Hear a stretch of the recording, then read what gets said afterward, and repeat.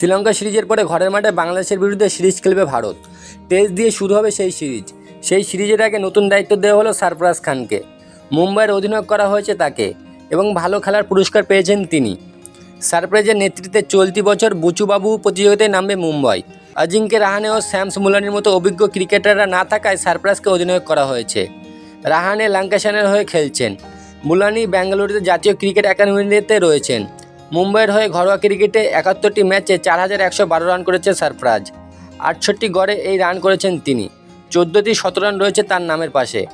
ঘরোয়া ক্রিকেটে ধারাবাহিক পারফর্ম করার পরেও জাতীয় দলে সুযোগ না পাওয়ার একসময় নির্বাচকদের বিরুদ্ধে মুখ খুলেছিল সরফরাজ খান।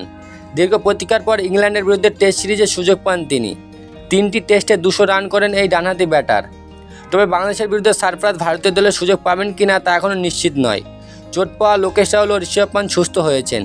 তারা ভারতের মিডল অর্ডারে থাকলে সরফরাজের খেলা অনিশ্চিত। তবে বাংলাদেশ সিরিজে ১৫ জনের দলে থাকবেন সরফরাজ খান, এমনটাই মনে করা হচ্ছে।